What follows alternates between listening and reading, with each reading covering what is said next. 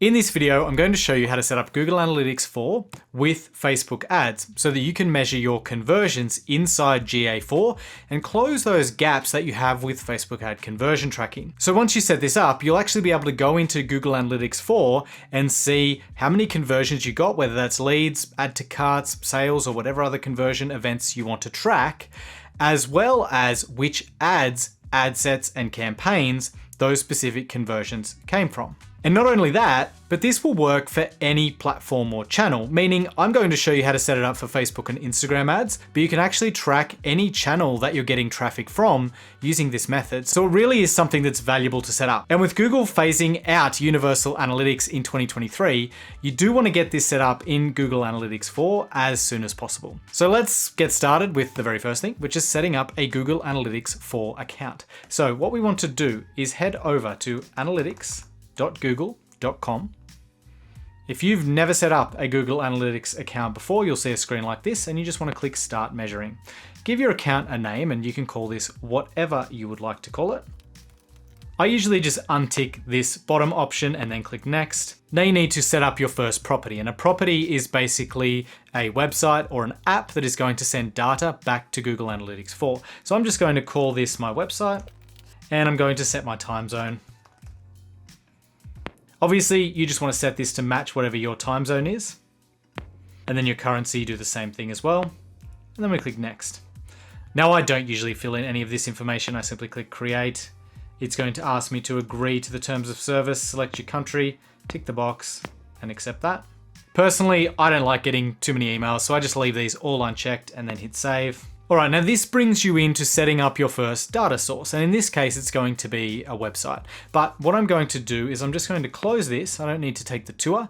I'm going to click Web and I'm going to enter my main website. So if you've got a website that crosses multiple domains, don't stress, that's okay. Just put your primary website here and I'll show you how to set the rest up later. So I'm just going to put andrewhubbard.co for this example, and I'm going to just call it the same thing here so I know which website it is, and then we'll leave enhanced measurement turned on and click create stream. So now we've got a stream, meaning a data source, and you can see here we've got our stream ID and our measurement ID. That measurement ID is what we're going to need to actually install Google Analytics on our website. So let's move on and do that now. The way we install Google Analytics 4, the easiest way to do this is using Google Tag Manager. So head over to tagmanager.google.com. And again, if you've never used Google Tag Manager, you'll see a screen like this. Click Create Account, and we're going to create our first Google Tag Manager account. Again, I'm going to give this a name, choose your country, and this time we're going to create what's known as a container in Google Analytics. I like to just use my website name again for this, and because I'm showing you how to do it on a website, we're going to choose Web.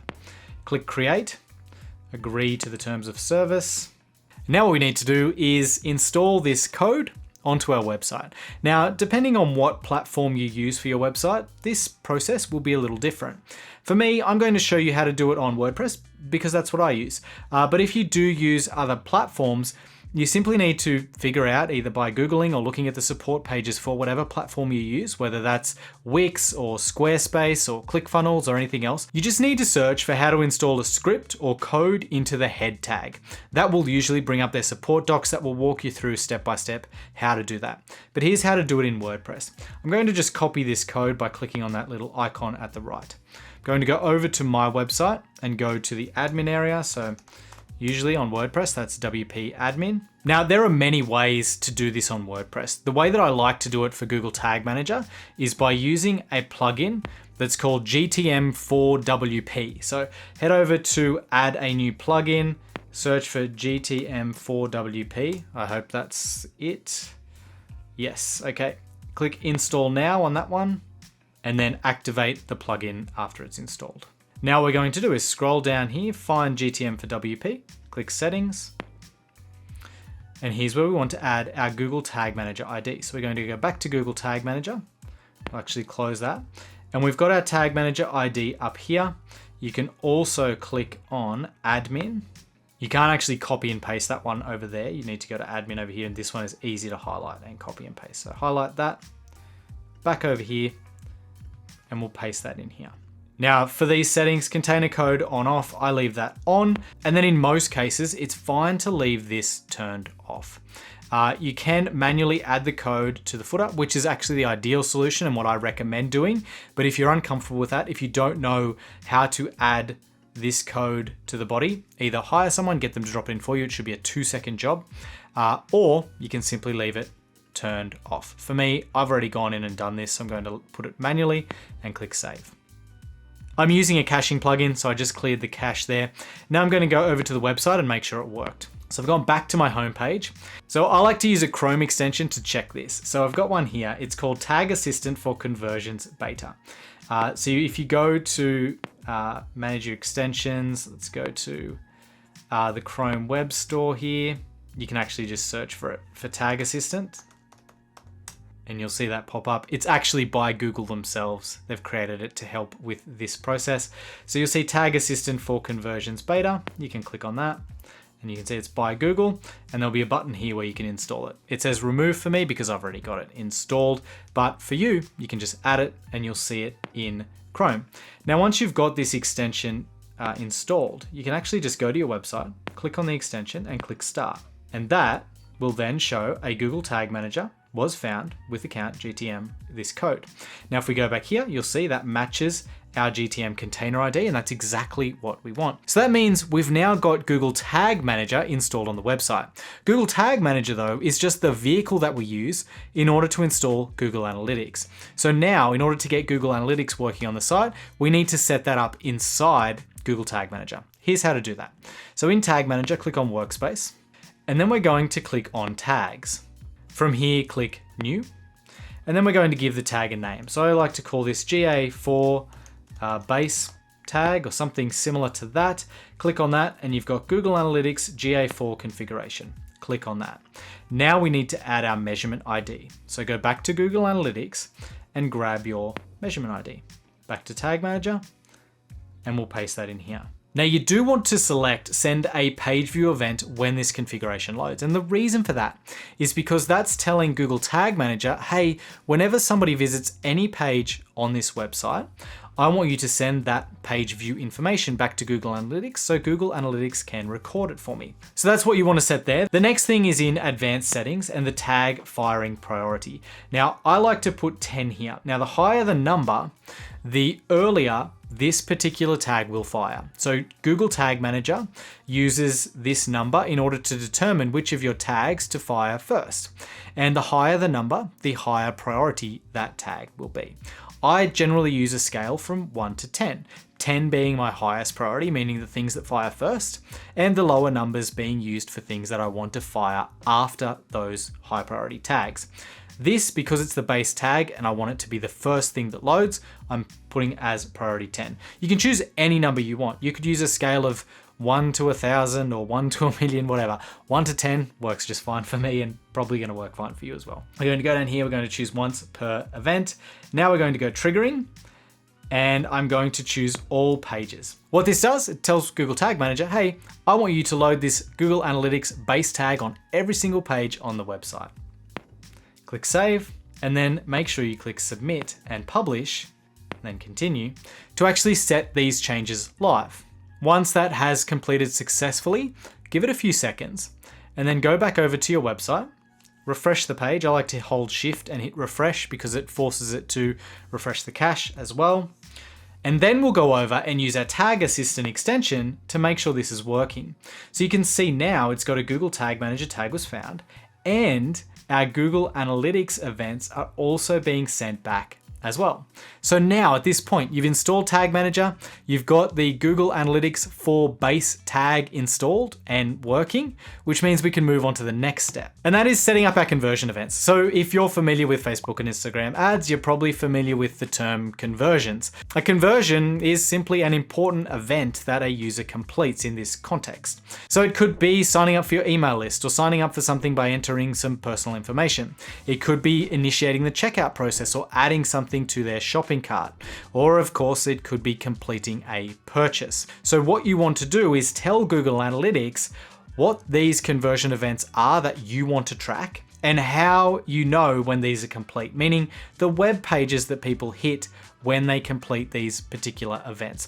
So I'm going to show you two basic ones: an opt-in to an email list, so a sign-up event, and a purchase event. So let's start with the sign-up.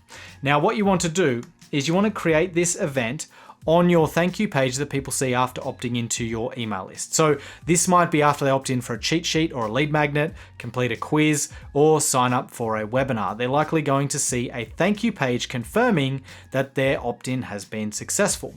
So in this case, you can see on my screen here, after people opt into my email list, they see this page, andrewhubbard.co/thank-you, and it just says, thank you, keep an eye on your inbox, your content is arriving soon. So I want to tell Google Analytics, hey, when somebody hits this page, it means they've become a lead, they've opted in, and I want to track that as a conversion event. Here's how to do it.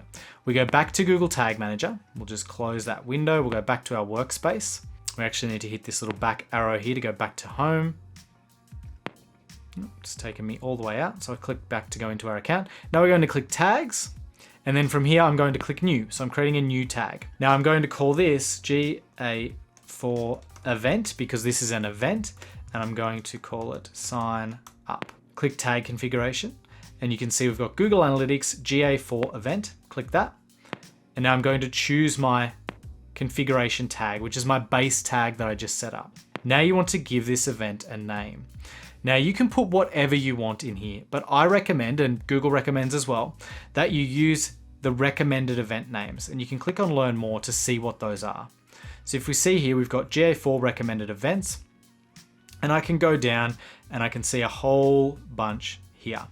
For me, the one that fits best, and that's basically all you can do here is choose the one that fits best, is sign up. So a user signs up to measure the popularity of each sign up method. So I'm going to use sign_up as my event name here. So I'm going to click back here.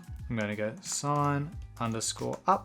Now you can get advanced and use parameters and things like that. I'm just showing you the base setup here, which is all you need to really get up and running.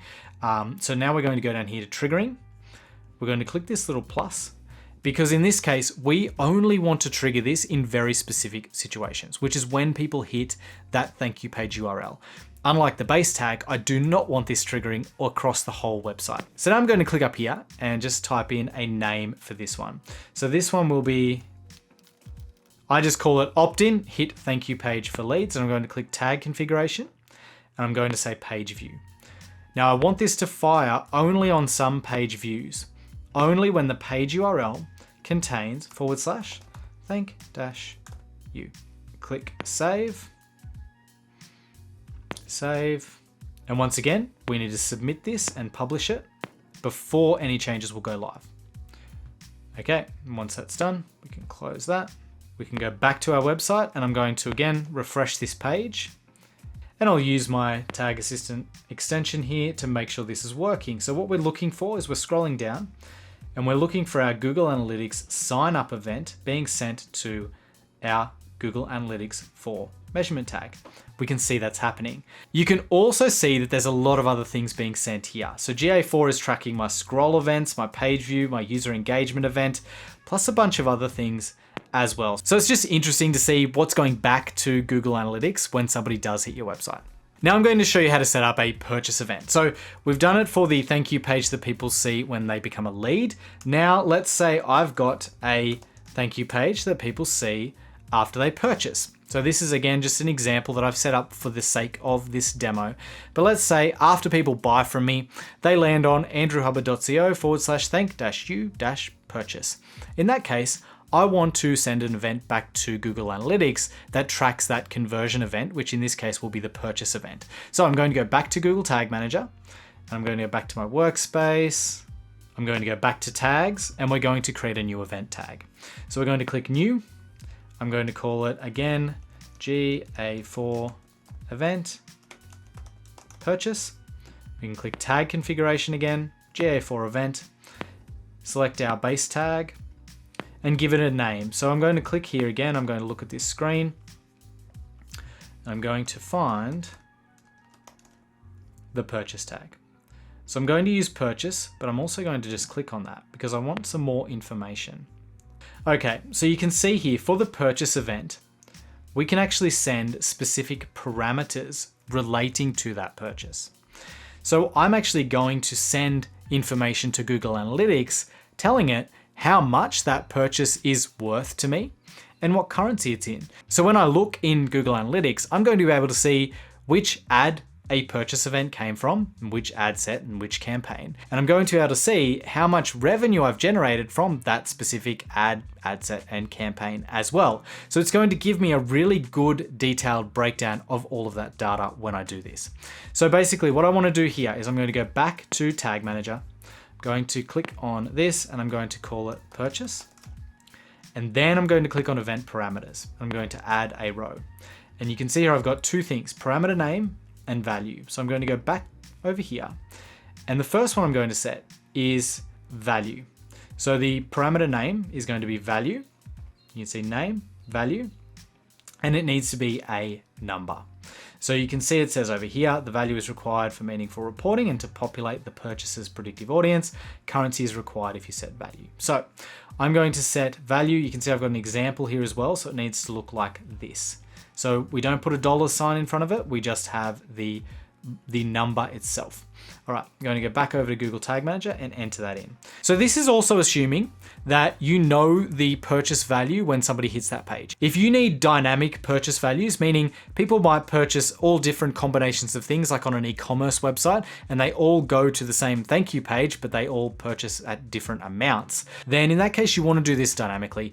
And that's something, honestly, easier to hire a developer to do. It's very possible, but I'm just showing you in this situation because we mostly talk about digital products, courses, coaching, where most things are a single product and they've each got their own separate thank you page. We know the value of each of those purchases, and so this works perfectly here. So let's say when somebody hits this particular post-purchase thank you page, we know that whenever they do, this is for a $497 product. So I'm going to first say value, and then over here in the value box, I'm going to put 497.00. Because I know when somebody buys this particular product and hits this particular thank you page, it's only for that product and it's always worth $497.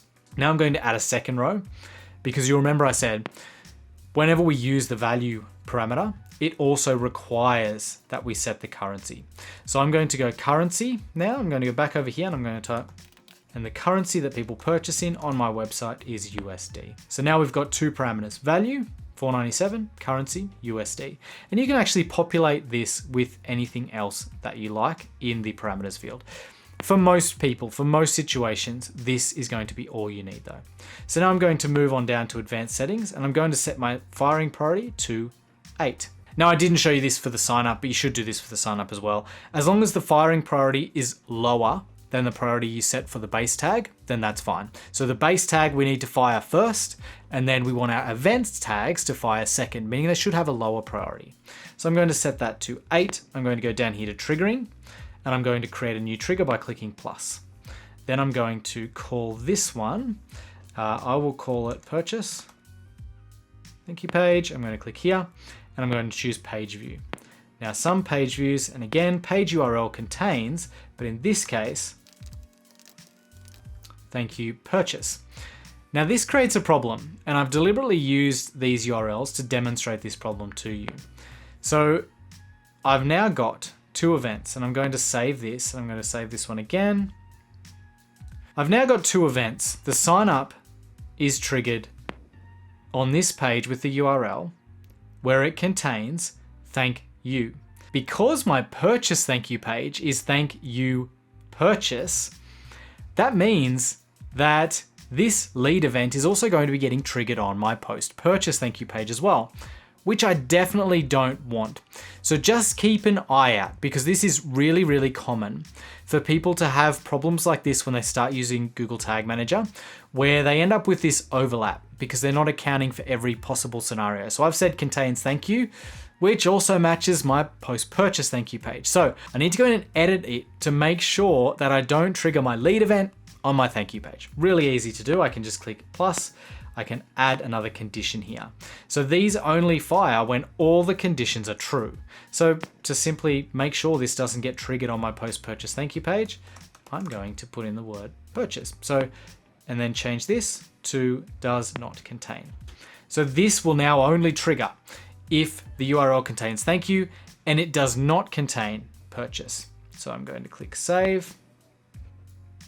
And that's already saved. And now I can submit and publish my changes. Sometimes you have to give Google Tag Manager a moment after you submit changes for those to go live. Usually it's pretty quick, but let's go check and make sure this is working now. So I'm going to refresh my purchase thank you page. Going to go back over to my trusty Chrome extension and I'm going to see which events are firing. So you can see the sign up event is firing on this page. Not what I want. Hopefully that's just a case of this needing to update, and you can see my purchase event is actually firing as well, which is what I want. So what I'm going to do is I'm just going to refresh this. I'm going to go back in here. Still getting the sign up event, so I'm going to end this session, close this. I'm going to start a brand new, I'm going to refresh first actually, and then I'm going to start a brand new session. So now we've got these events, page view, we've got our purchase event, which is great. We've got a few other events here, but no more sign up event, meaning that exclusion is working perfectly. Now we're just getting our purchase event here. And if we go back to our thank you page, you're going to see that we will just get our sign up event and no purchase event. So now we're at the stage where we've got Google Tag Manager installed, we've got Google Analytics 4 installed, and we've got 2 of our events being tracked, or our conversions being tracked. Now let's head back to Google Analytics and do a little bit more setting up on this side. So I'm still on the web stream details screen. I'm going to close that. Now I'm going to go back to our home screen by clicking that home button on the left.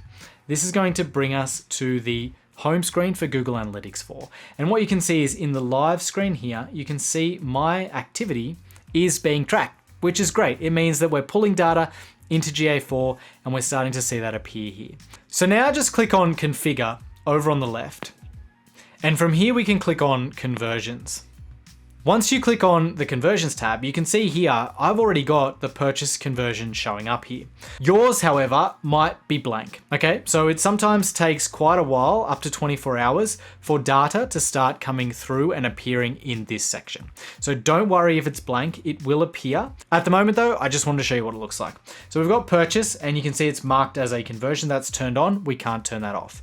If you click on events over on the left here, we'll also start seeing all of our events showing here as well, meaning we'll see that sign up event and we'll also see the purchase event showing here. In this case, because it's brand new, we don't see it yet. But that's nothing to worry about. We'll move on to the next steps and then I'll come back and show you what you need to do once data does start appearing in your event section. Once you're at this point, the next thing you're going to do is make sure that with your Facebook and Instagram ads, you're sending the data back as UTM parameters. So to do that, all you need to do is go to an ad. I'm just going to create an example one really quickly now. I'm going to just go through and create a sample campaign.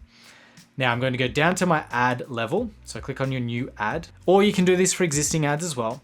And down the bottom here, you'll see URL parameters. And these are the parameters that are going to automatically get added to any URL when a user clicks your ads. So what we want to do here is build a URL parameter.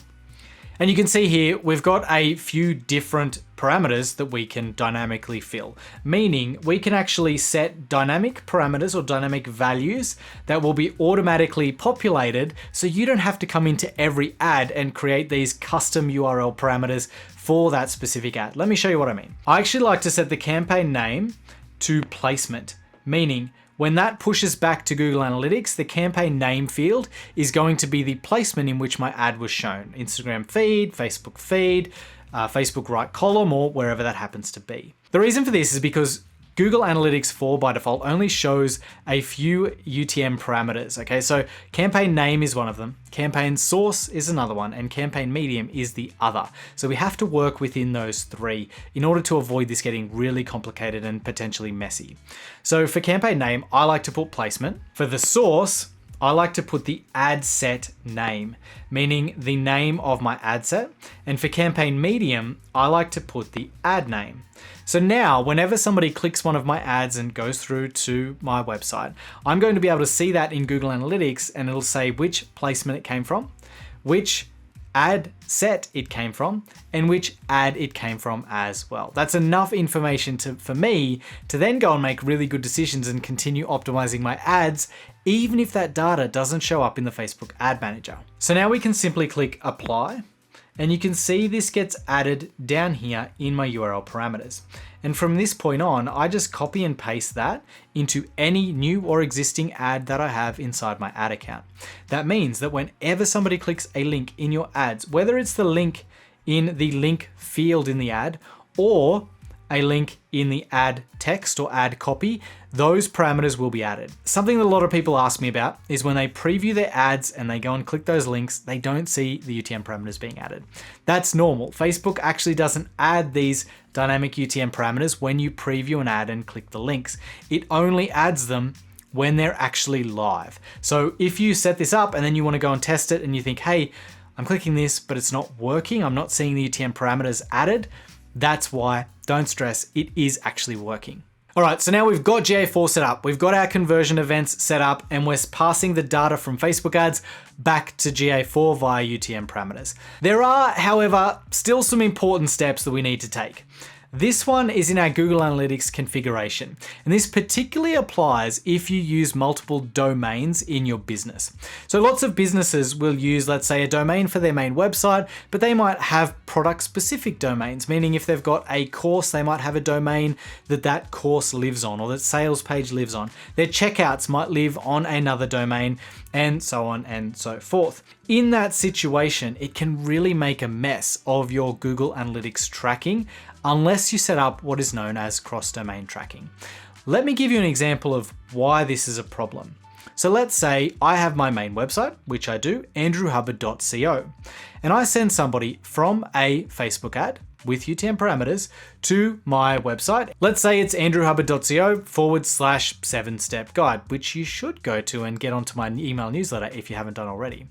Once they go to that page and somebody enters their name and email and they click sign up, then they go to andrewhubbard.co/thank-you.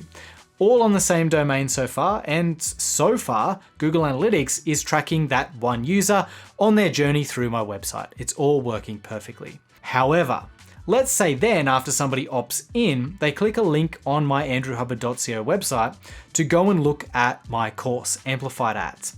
That link will take them to amplifiedads.co. Now at that point, if we don't have cross-domain tracking set up, then Google Analytics is going to see that visit to amplifiedads.co as a brand new user in a brand new session that they've never seen before. And that's a problem because we're going to lose all of that historical data from clicking the Facebook ad and my source being a specific ad and a specific ad set to landing on my registration page, signing up and flowing through. It's simply going to say, oh, hey, somebody just came in from andrewhubbard.co to the amplifiedads.co website. Don't know where they came from initially. This is a brand new session and a brand new user. We don't want that to happen. That's a problem because if somebody then goes and purchases the program on amplifiedads.co, we're not going to be able to track that back in Google Analytics to having come from a Facebook ad, which is the whole purpose of this setup. So what we want to do is set up cross-domain tracking so that that session is all seen as one user and one session, meaning Google Analytics tracks the visit from Facebook to andrewhubbard.co all the way through to Amplified Ads. And when they get there, Google Analytics will say, same user, same session, they've just come from here. And I know they initially came from that Facebook ad because of the UTM parameters, and I can follow them all the way through to the purchase.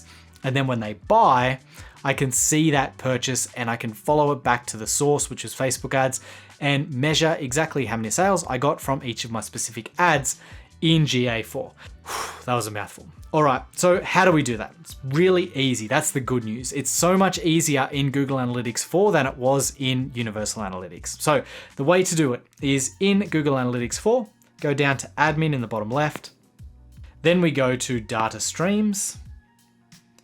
Click on your data stream, the website in this case. Then we're going to go down to configure tag settings and then configure your domains. So click on that one, add a condition, contains, and then put in your other domains. So I'm going to put my Amplified Ads domain. Now, if you have different domains for checkouts and different domains for all sorts of other things, make sure you put them here. You don't need to put subdomains. Google Analytics 4, unlike Universal Analytics used to do, Google Analytics 4 will actually automatically track subdomains as the one main domain. So you don't need to set this up for subdomains, which is great because it used to be a real pain in Universal Analytics. So set up any other domains you have, click Save.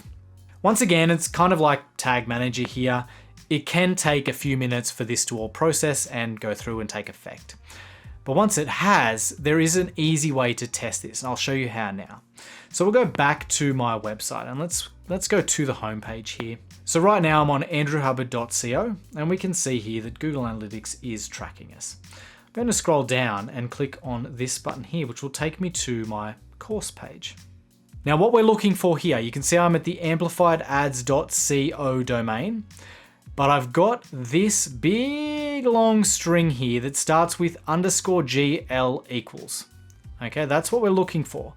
That means that a cookie has been set and Google Analytics 4 is passing my cookie information across to the other domain to say, hey, this is the same user. Let's track him as the same user from andrewhubbard.co across here to amplifiedads.co. So if you see this GL and all of the big long string in the URL when you click to go from one domain to the next, that means that cross-domain tracking is working perfectly for you. And that's all you need to do to get that set up. So the good news is the tech setup at this point is largely done. But now you're probably thinking, how do I actually see this information and what's it going to look like in GA4? And how do I make use of it? So let's jump over and have a look at that now as well. Okay, so because the other account I showed you just before was a demo and brand new, there's no data. So I brought you over to another account here that we've got where I can show you what this actually looks like once you've got it all set up. First thing I'll show you though is if we go over to the Configure tab, I'll show you how to set up those events and those conversions in that final step. So you can see on our events tab here, we've actually got a bunch of different conversion events, including purchase and a few others here as well. Now what you want to do is for your conversion events, so things like first visit, page view, click, they're not conversion events. It's the conversion events that we specifically set up in Tag Manager for that we care about here. And you want to make sure that markers conversion is turned on for each of those. Okay, so look for them here and turn that on. Then you can go over to the conversions tab. And you may notice that some of the ones that you set up weren't in the events tab, and they'll show up here in the conversions tab, and you can turn them on here as mark as conversion. So generate lead is one of the custom ones that this account uses, and you can see I've turned it on as a conversion. So if you used sign up, as I showed you in that example, and which we normally would do, then you would come in here and make sure you turn it on as mark as conversion. All right, now the way to actually look at and see your data in a meaningful way inside GA4, easiest way to do that is go to the reports tab on the left. Make sure you've set the date range that you want to see. So let's just expand that to today as well, and I'll click apply. And then what we're going to do is go acquisition and go traffic acquisition. Now there are lots of ways you can customize your Google Analytics 4 dashboards and lots of ways you can look at data. But this is the quickest and easiest way to look and see which ads people are coming from and how many conversions you're getting from each of those ads. So if I scroll down a little bit here, you can see I've got this table at the bottom. I can click here where it says session default channel group, and I can choose my different UTM parameters or my different parameters. Let's say I choose session campaign. Now you'll remember that in our UTMs, we set campaign to a specific value, or we set campaign name to a specific value. We set it to placement. And you can see here, I'm seeing Instagram feed, Facebook mobile feed, Instagram stories, Facebook desktop feed, and I can see how much traffic came from each of those. And if we go across, in this column, we can see conversions. And I can actually click on the events tab here, and I can, let's say we click purchase, and we can see the purchase numbers correlating to our campaign over here. So again, depending on what conversion events you set up, they're all going to show up here. You can actually filter by those, and you can see over here, in this case, we've chosen campaign. We can see which placements have driven which conversions. If we go back here, we can choose our other parameters as well. So I can choose medium. And in the case of medium, this account actually uses the ad set ID, but we chose ad set name in the example. I recommend you do that as well. We're updating this account to do the same because it's more valuable. Now to see the other pieces of data, we can actually go back here, and instead of choosing campaign, Let's choose session source. Now you'll remember that we set the session source parameter in our Facebook ads to be the ad set name. And you can see here, we've got an ad set name down the bottom. And so we can see that ad set, how many conversions we drove, how many clicks, and all of that good stuff as well. And you can do the same filtering to see specific conversions for that specific ad set. And then finally, if we choose our medium, you'll remember that we set our UTM parameter for medium to be our ad name. This one uses ad ID in this particular account. I recommend ad name being set to session medium rather than ad ID like this account, because it just makes it easier to match. So you can do whatever you want and whatever works best for you and your business. But I think for medium, we're actually transitioning this account as well over to ad name.